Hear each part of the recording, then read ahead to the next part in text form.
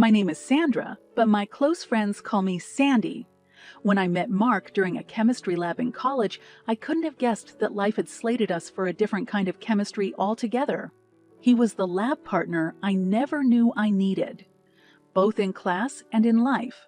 After a semester of stolen glances and not so accidental brush of hands, he finally mustered the courage to ask me out. "Hey, Sandy, would you want to, catch a movie this Friday?" he stammered, his face a delightful shade of red. "Are you asking me out, Mr. Lab Partner?" I teased, enjoying the awkward but endearing moment.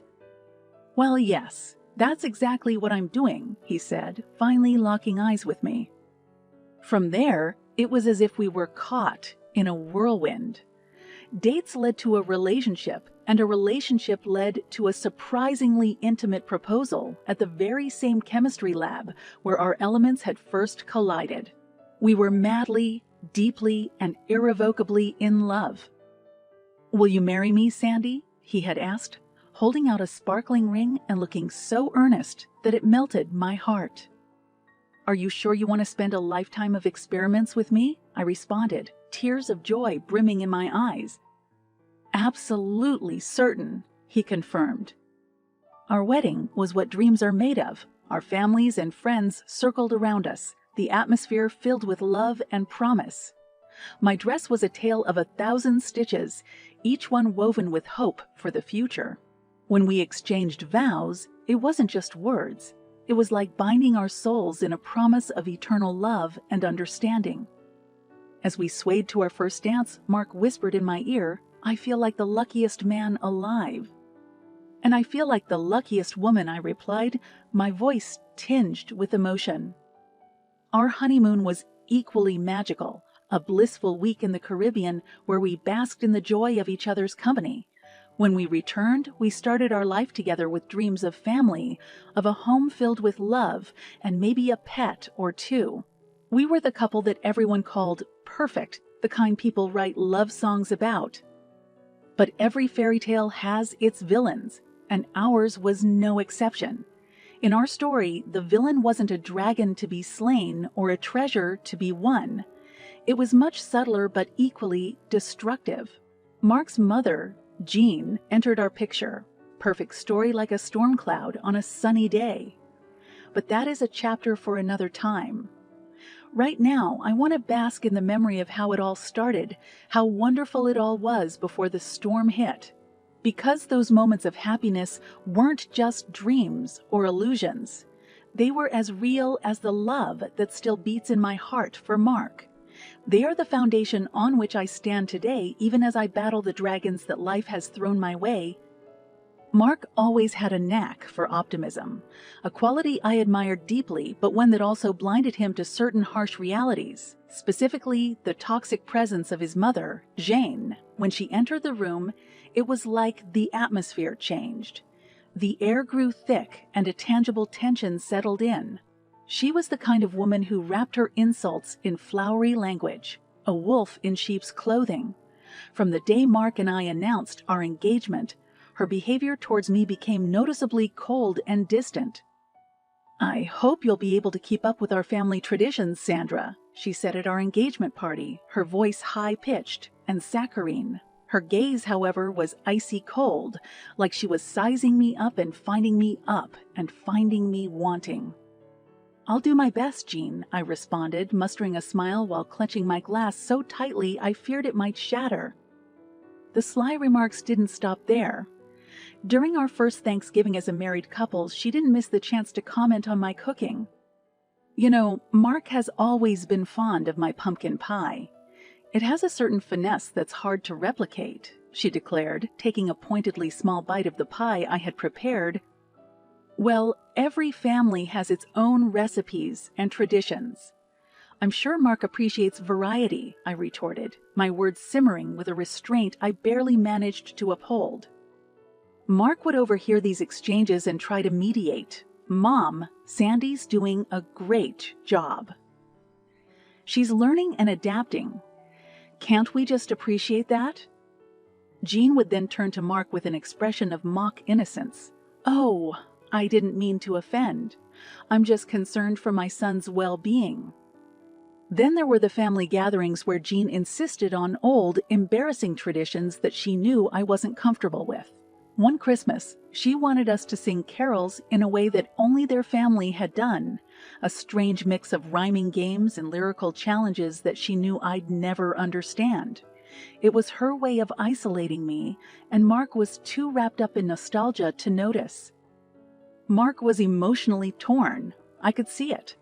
His mother was a towering figure in his life, a woman who had single-handedly raised him after his father left. That history complicated things, making it difficult for him to set clear boundaries. Whenever I broached the subject, he'd resort to excuses on her behalf. "She's from a different generation, Sandy. You know how it is. She's set in her ways. But that doesn't mean she gets to treat me like an outsider, Mark. At some point, you have to stand up for me." "I will, Sandy. I promise. Let's just try to keep the peace for now." And so we did, or at least we tried. But the cracks were forming steadily and inevitably, both in our relationship and my emotional well-being. It felt like I was walking on a minefield, knowing that one false step could detonate my entire world. The strain was real, and it was escalating, laying the groundwork for a confrontation that I knew was inevitable. A confrontation that would either break us or pave the way for a much-needed change. When life throws you a curveball like cancer, everything changes. The disease makes you reevaluate your priorities, your relationships, and even your own worth. Mark and I went through the ringer with my diagnosis. Hospital visits became our new normal, replacing the romantic dinners and spontaneous road trips that once colored our lives. The C word hung over us like a looming dark cloud, but Mark was by my side, holding my hand through every excruciating moment. But like clockwork, Jean decided that this was the ideal time to intensify her meddling. She'd show up uninvited, always with the same rehearsed look of concern. I thought I'd visit my son and his ailing wife. She'd say, her voice oozing false sympathy. "Thank you for coming, Jean, but as you can see, we're dealing with a lot right now. So we'd appreciate some space. I'd muster, my voice more fatigued than I'd like to admit." Jean would only scoff at my plight. "Oh, don't be so dramatic. In my day, women managed households of 6 while battling far worse." The pinnacle of her insensitivity was one fateful evening when she walked into our home unannounced, right in the middle of a painfully intimate conversation Mark and I were having about potential treatment options. "I hope I'm not interrupting," she said, striding in as if she owned the place. "You are, actually," Mark responded, visibly frustrated. Ignoring Mark's evident irritation, Jean continued, "Well, I've had a long drive. Sandra, would you mind preparing some dinner?" I was incredulous. Here I was, battling for my life, and she expected me to stand in the kitchen and cook for her. Even Mark couldn't brush this one off. "Mom, Sandra is not well." "You can't expect her to cook for you," Mark said, his voice raising slightly in disbelief. "I was under the impression that she was your wife, not a guest in this house. Isn't it a wife's duty to feed her family?" Jean shot back, clearly not fazed by Mark's increasing irritation. That was the last straw for me. "Jean, let me make this very clear. I'm fighting for my life. I don't have the time or the energy to indulge your whims." But Jean only scoffed. "Life is tough for everyone, dear. Illness shouldn't be an excuse to abandon your responsibilities." It was beyond belief, and it was then that I realized this woman wasn't just a meddlesome mother-in-law. She was a cruel person who seemed to revel in my suffering. I glanced at Mark, and for the first time, I saw something new in his eyes. A spark of realization, the kind that comes when a veil is finally lifted. But even then, I never expected what came next. A moment that would either shatter our fragile world or rebuild it, stronger than before. It was a crossroads, and the path we chose would define not just our relationship, but our very lives. I always knew that life had its fair share of battles, but but never did I expect to fight them simultaneously on two fronts: my deteriorating health and my imploding relationship with my mother-in-law. But here I was, waging a war against cancer and dealing with Jean's incessant cruelty. The tension had reached a breaking point. One evening, Mark and I sat in a tense silence after a particularly draining hospital visit. The doctor had informed us that despite the rigorous treatments, my cancer had continued to grow. I had maybe a month to live. As we digested this grim reality, the doorbell rang. Who could that be at this hour? Mark wondered aloud, and as if on cue, we heard the voice that had come to symbolize all my frustrations. "I brought dinner," Jean announced, stepping into the living room as if it were the most natural thing in the world. My heart sank. I felt a sudden surge of exhaustion, a fatigue more emotional than physical. Could I really do this right now? Mark escorted his mother into the kitchen, and after some brief conversation, he joined me in the living room, leaving me alone with Jean. I started to get up, intending to retire to the bedroom. I didn't have the strength for another confrontation. "Leaving so soon, Sandra," Jean sneered. "Who's going to clean this up?" I paused, disbelief mingling with a newfound sense of defiance. "Jean, I just found out I have a month to live. Do you really think I care about dirty dishes?" "Don't be absurd, you can still wash a dish. Cancer is no excuse for laziness," she replied coldly. That was it. The dam burst, and all the anger, the frustration, and the resentment I'd been holding back came rushing forth. "You know what, Jean? You've tormented me ever since I became a part of this family. But this is where it ends. I'm fighting for my life, and I don't have room for your pettiness anymore." Before Jean could retort, Mark, who had clearly overheard our exchange, walked back into the kitchen. His face was flushed, his eyes ablaze with a fire I had never seen before. "Mom, you need to leave." Now Mark commanded. "But..." "No, buts. Mom, you've crossed a line you can't come back from. It's high time I protect my wife from you. I should have done it a long time ago." Mark then escorted his mother to the door, not uttering a single word, while she mumbled apologies that I suspected were more about her getting kicked out than about her own remorse. He closed the door behind her, and for the first time in a long while, I felt like I could breathe. "Mark, do you really mean it? Is she really out of our lives?" I asked, needing to hear it. "Yes, Sandy. I should have done this years ago. I'm so sorry it took me this long to see it," Mark said, his voice tinged with regret. It was a breaking point for us, a moment of reckoning. Either our relationship would crumble under the weight of the strain, or we would emerge stronger, finally facing the obstacles that had kept us from true happiness. In that moment, holding each other tightly as if we could keep the world at bay, I felt something shift. It was as if we'd finally confronted the elephant in the room, and while the path ahead was uncertain, it was one we would face together. The week following Jean's ousting from our lives felt surreal, like an extended exhale after years of holding my breath. With her oppressive presence no longer a concern, Mark and I were able to focus on what mattered: my health and our relationship. Mark took leaves from work, and we went to every hospital appointment together. We researched alternative treatments, consulted specialists, and even started looking into holistic therapies.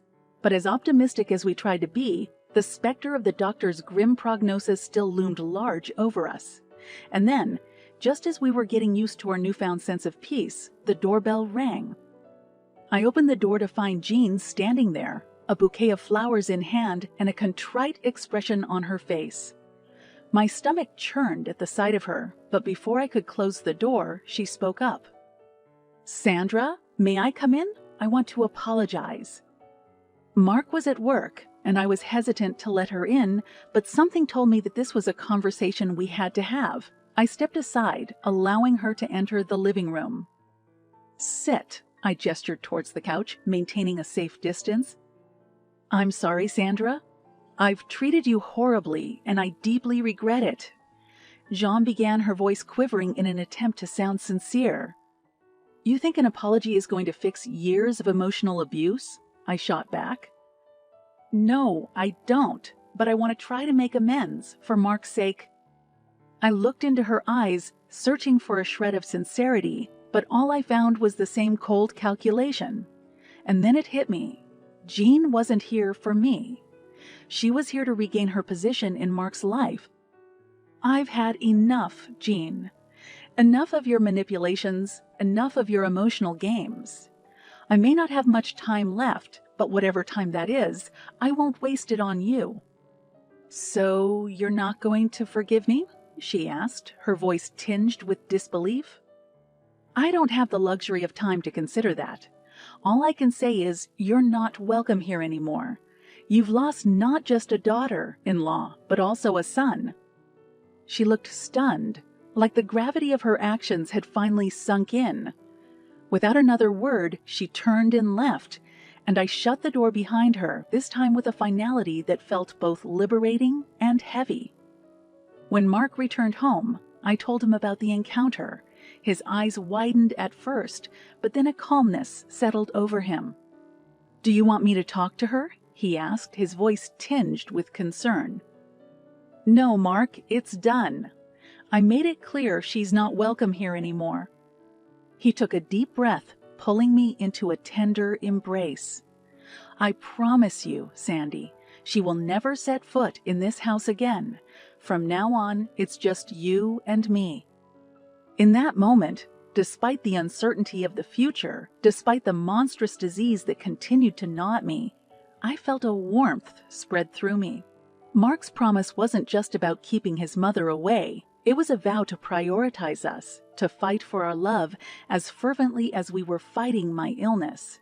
And in that solemn pledge, I found an unexpected source of strength, a flicker of hope in a dark and winding tunnel.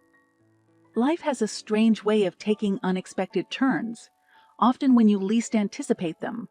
The months following Mark's promise and Jean's subsequent exile were transformative. We invested everything we had, emotionally, physically, and financially, into treatments, therapies, and most of all, each other. I had braced myself for the worst, but as days turned into weeks and weeks into months, something miraculous happened. I started to get better. The first indication came from a routine scan. I don't want to get your hopes up, but it looks like the tumors are shrinking, my oncologist cautiously remarked. Is that a good sign? Mark asked, trying to suppress a hopeful grin. It's an excellent sign. We'll keep monitoring, but it seems the treatments are finally working, the doctor replied. As the news sunk in, Mark looked at me, his eyes teary and full of love. We did it, Sandy. We're doing it. I couldn't help but think that Jean's absence had something to do with this turn of events. As if removing her toxicity had cleansed not just our emotional lives, but my physical well-being as well. But I also knew that attributing my recovery solely to her absence would be unfair to the unyielding love and support Mark and I had given each other during these harrowing times. Not long after my health began to improve, Jean made one last-ditch effort to insinuate herself back into our lives. Mark received a text from her one evening. Heard Sandra is getting better. Can we talk? Mark looked at me, his phone in hand. What should I do? Tell her the truth, I said firmly. Mark typed a brief but unequivocal message. Sandra is improving, but it changes nothing between us. Please respect our wishes and stay away. He showed me the text before sending it as if seeking approval. I nodded. The message was sent, and with it, a chapter was closed, perhaps not with a full stop, but certainly with a semicolon. A pause rather than an end, leaving the door open for whatever complexities life would throw our way next. We never heard from Jean again. Last we knew, she had moved to another state, carrying with her a lifetime of regrets and broken relationships. It's a heavy burden, but one she chose for herself. As for Mark and me, we continued to rebuild our lives, day by day, cherishing each sunrise as a promise of better things to come. Are we ever going to allow her back into our lives? Mark asked me one quiet evening, breaking a contemplative silence. I don't know, Mark, I sighed. Maybe some relationships are meant to be mended and others are better left broken. What I do know is that for the first time in a long time, I'm looking forward to tomorrow. And so we did, embracing each new day as a gift, an opportunity to love, to heal, and to grow. Just the two of us, holding fort in a world that had tested us in unimaginable ways but found us unbreakable. We had faced the worst and come out stronger, bound not just by vows made in the presence of a clergyman, but by promises whispered in the dead of night, sealed with tears, and fortified by shared battles and triumphs.